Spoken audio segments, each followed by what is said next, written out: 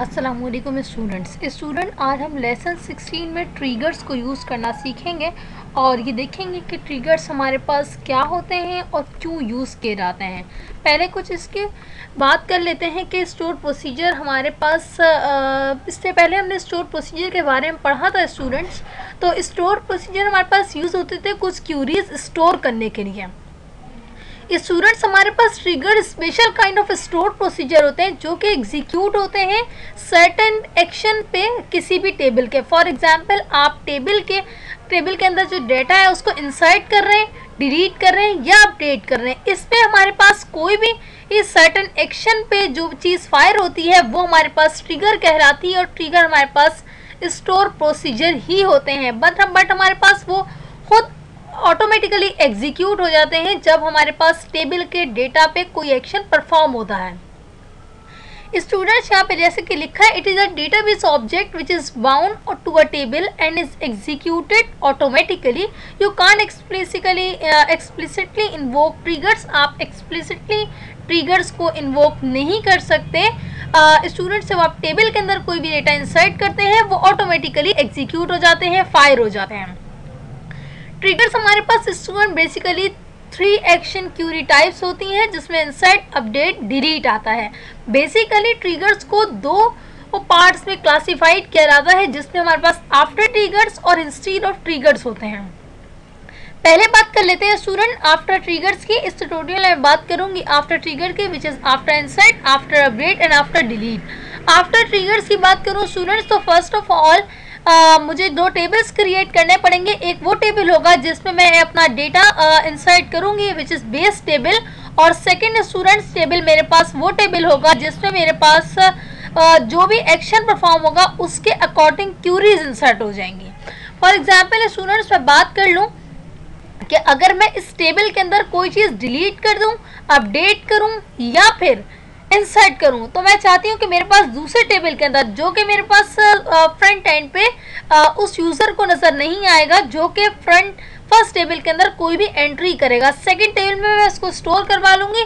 यहाँ पे कुछ सिंटेक्स मौजूद है स्टूडेंट्स आफ्टर इंसर्ट ट्रिगर का, जिसके अंदर मैं पहला ट्रिगर क्रिएट करूँगी इंसर्ट के लिए, जिसमें हमारे पास कुछ इस तरह से आपको फॉर इंसर्ट लिखना पड़ेगा। क्रिएट ट्रिगर, क्रिएट टेबल का नाम लिखें, हमारे पास ट्रिगर का नाम लिखें ऑन, जिस टेबल पे क्रिएट करना है आपको उसका नाम लिखें, फॉर इंसर्ट की क्यूरी लगाएं और डिक्लेयर कर दें उन तमाम वेरिएबल्स को जो आप अपने फर्स्ट टेबल के बाद सेकेंड टेबल के अंदर एग्जीक्यूट करने पे स्टोर करवाना चाहते हैं।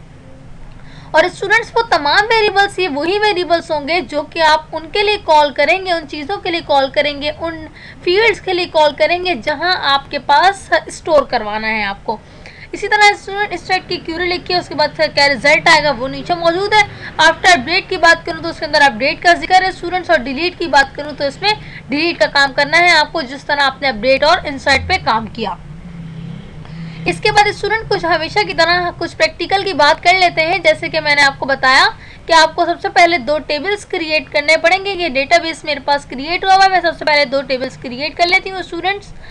अगर मेरे पास क्रिएट है तो मैं आपको दिखा देती हूँ कि स्टूडेंट्स ये मेरे पास 2 टेबल क्रिएट हुए हैं, इस पर ट्रिगर्स फायर करने हैं मुझे। कैसे करूँगी ये मैं आपको बता देती हूँ। ओके, इसमें कुछ डेटा ऑलरेडी इंसर्ट है। मैं सबसे पहले इन टेबल को ड्रॉप कर लेती हूँ, उसके बाद आपसे बात करते हैं स्टूडेंट्स।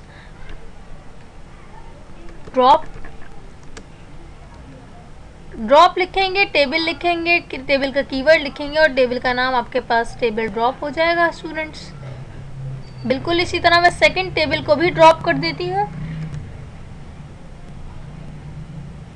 उसके बाद मैं आपको इसको डेटा भी इंसर्ट करके दिखा दूंगी स्टूडेंट्स और टेबल भी क्रिएट करके दिखा दूंगी।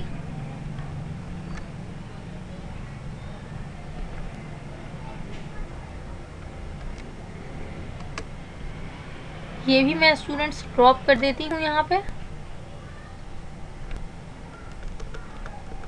स्टूडेंट्स मेरे पास पहला टेबल है जिसमें मेरे पास एम्प्लॉय आईडी जो कि मैंने आइडेंटिटी रखी है, एम्प्लॉय नेम है, एम्प्लॉय सैलरी है। मैं इस टेबल को क्रिएट कर लेती हूँ और उसके बाद मैं इस पर कुछ डेटा इंसर्ट कर लेती हूँ जो कि आपके पास यहाँ मौजूद है। स्टूडेंट्स ये मेरे पास वो टेबल है जो कि बेस टेबल है, जिसमें आप कोई भी डेटा इंसर्ट करेंगे, डिलीट करेंगे या अपडेट करेंगे। और दूसरा टेबल स्टूडेंट्स वो टेबल है जो कि आपके पास उस वक्त आपको उसके अंदर डेटा उस वक्त इंसर्ट होगा जब आप अपने फर्स्ट टेबल के अंदर कोई भी चीज़ डिलीट, अपडेट या इंसर्ट करेंगे। इसके अंदर मैंने जो फील्ड रखी है स्टूडेंट ऑडिट एक्शन और ऑडिट टाइम स्टैम्प एक अलग चीज़ रखी है, जिसके अलग फील्ड रखी है दो। ऑडिट एक्शन में एक मैसेज प्रिंट होगा और ऑडिट टाइम स्टैम्प के अंदर आपके पास डेट टाइम आ जाएगा। मैं इसको आपको सेलेक्ट करके दिखा देती हूँ स्टूडेंट्स। ये मेरे पास दो टेबल इस वक्त मौजूद हैं। अब सबसे पहले मैं इंसर्ट पे ट्रिगर बना रही हूँ, क्रिएट ट्रिगर, और ट्रिगर का नाम आप जो भी यहाँ पे रखना चाहें वो मौजूद होगा। ऑन किस टेबल पे, मेरे पास जो फर्स्ट टेबल का स्टूडेंट जिसमें एम्प्लॉय आईडी, एम्प्लॉय नेम और सैलरी है उसका नाम है एम्प्लॉय टेस्ट। फॉर इंसर्ट जिसके लिए आप करना चाह रहे हैं एज बिगिन, आपके पास कीवर्ड्स होंगे। डिक्लेयर कर लें आप 4 वेरिएबल्स जो आपने इसके अंदर, फॉर एग्जांपल मैंने कहा employee ID, employee name, employee salary. जब भी मेरे पास इंसर्ट हो उसके अंदर मेरे पास एक एक्शन परफॉर्म होना चाहिए जिसमें मेरे पास डेट टाइम भी आना चाहिए और एक मैसेज भी आना चाहिए। अब स्टूडेंट्स मैंने यहाँ पे एक 4 वेरिएबल्स डिक्लेयर किए, audit action, employee salary, employee name. आप इस वेरिएबल्स का नाम कुछ भी रख सकते हैं। वेरिएबल डिक्लेयर करते वक्त @ का साइन बना दें और उसके बाद आप डेटा टाइप असाइन कर दें। ऊपर जो डेटा टाइप आपने रखी है वही रखिएगा, वरना आपके पास अनमैच हो जाएंगी चीज़ें। फिर आप लिखेंगे सिलेक्ट @ जब भी आपके पास ये वेरिएबल के अंदर, इस वेरिएबल के अंदर एम्प्लॉय आईडी के अंदर कोई चीज़ इंसर्ट होगी तो इसका मतलब है एम्प्लॉय आईडी वेरिएबल के अंदर स्टोर हो जाए वो चीज़। फ्रॉम इंसर्टेड के एक्शन पे, उसके बाद आप वो तमाम चीज़ें जो इक्वलिटी है वो लिख देंगे। ऑडिट एक्शन आपके पास कोई फील्ड नहीं थी, जो आपके फर्स्ट टेबल के अंदर कोई ऐसी फील्ड मौजूद नहीं थी, ये आपने रखा था कोई मैसेज प्रिंट करवाने के लिए, तो इसके अंदर एक मैसेज स्टोर करवा दें स्टूडेंट। उसके बाद इंसर्ट इनटू की टेबल की जिस तरह से मैंने क्यूरी आपको लिखना सिखाई, बिल्कुल इसी तरह अपने सेकंड टेबल का नाम रखें और इस टेबल के अंदर उस वक्त डेटा स्टोर होगा। ये आपका ये फर्स्ट टेबल है स्टूडेंट जिसके अंदर आपके पास मैंने नाम रखा था ऑडिट। अब आप इसके अंदर वो चीज़ें उस वक्त इंसर्ट करवाएंगे जब कोई यूज़र इंसर्ट करेगा डेटा, तो आपके पास इस टेबल के अंदर ट्रिगर फायर होगा। वैल्यूज असाइन कर दें, कौन कौन सी वैल्यू है प्रिंट करवा दें, जो भी चीज़ प्रिंट करवानी है आपको मैसेज प्रिंट करवाना है। मैंने लिखा for example after insert trigger. उसके बाद स्टूडेंट मैं ये ट्रिगर क्रिएट कर रही हूँ। ये मैंने आपके सामने क्यूरी एग्जीक्यूट,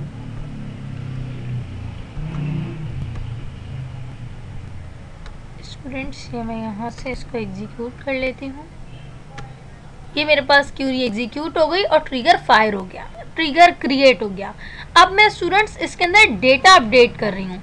मैंने कहा एम्प्लॉय टेस्ट के अंदर वैल्यूज इंसर्ट करवा रही हूँ। फॉर एग्जांपल मैंने नेम रखा ये और सैलरी है, इसको एग्जीक्यूट करूँगी तो मैसेज आने चाहिए मेरे पास। इसमें आ रहा है 1 row affected after insert trigger fire. 1 row affected आपके पास हो गई और एक आपके पास ट्रिगर फायर हो गया। स्टूडेंट्स अब मैं अपने जब टेबल्स को, आपका जो फर्स्ट टेबल है रिकॉर्ड जिसमें मैंने कोई भी डेटा इंसर्ट नहीं किया, सेकंड टेबल के अंदर मैंने इंसर्ट किया है डेटा फर्स्ट टेबल के अंदर, अब सेकंड के अंदर ट्रिगर फायर हो जाएगा।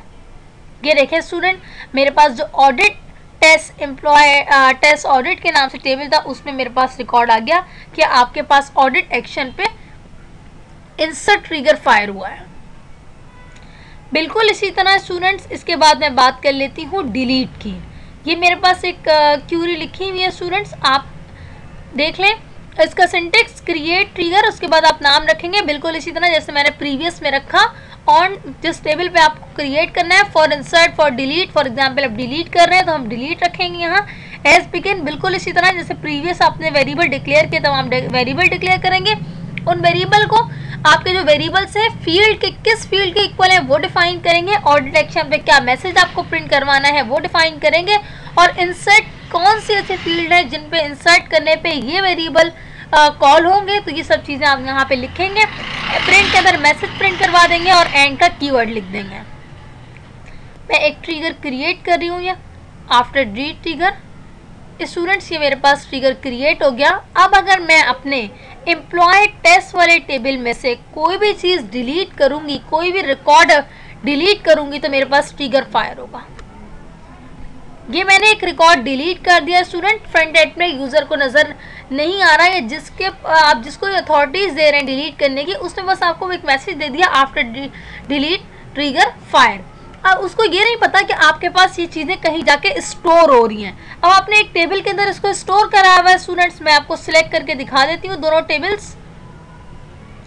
तो आपके पास ऑडिट टेस्ट के अंदर ये क्यूरी जनरेट, ये रिकॉर्ड जनरेट हो जाएगा। एक जो इंसर्ट हुआ है, जो डिलीट हुआ है, वो रिकॉर्ड आपके पास वहाँ पे। और यहाँ पे देखें स्टूडेंट एम्प्लॉय 2 अली मौजूद नहीं है, और एम्प्लॉय सैलरी, यहाँ पे वो तमाम चीज़ें, उसका रिकॉर्ड जो मौजूद था, किस टाइम पे, किस डेट पे ये चीज़ें डिलीट हुई हैं, या फिर अगर मैं इंसर्ट की बात करूँ तो इंसर्ट हुई, ये सब चीज़ें आपके पास मौजूद हैं स्टूडेंट।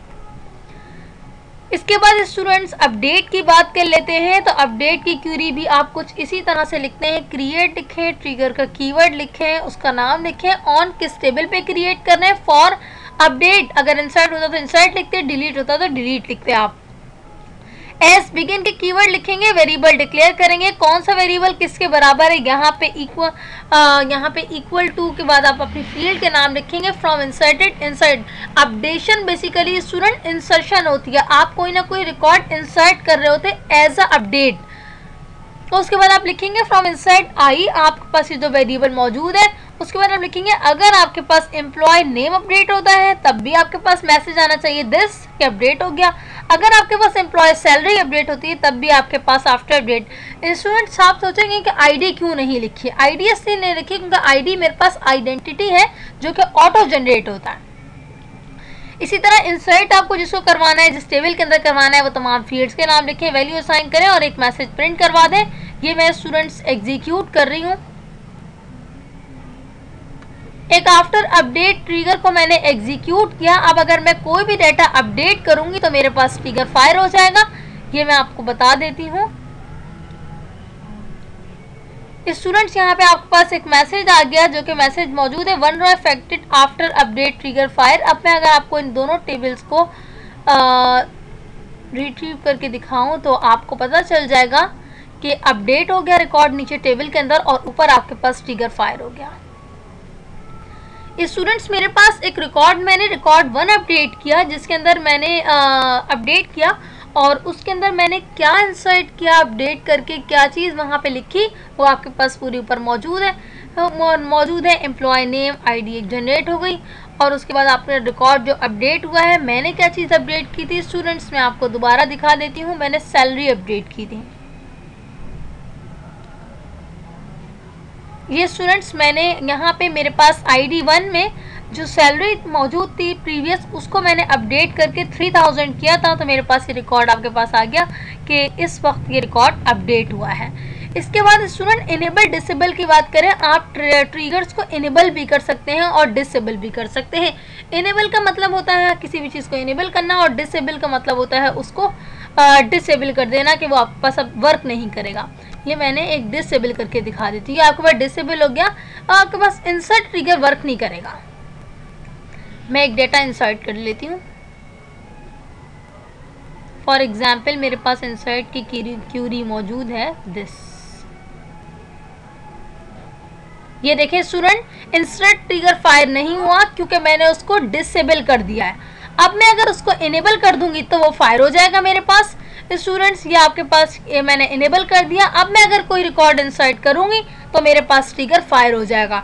बिल्कुल इसी तरह स्टूडेंट ड्रॉप ट्रिगर की बात करें तो आप ड्रॉप का कीवर्ड लिखते हैं, ट्रिगर का कीवर्ड लिखते हैं और उसके बाद नाम।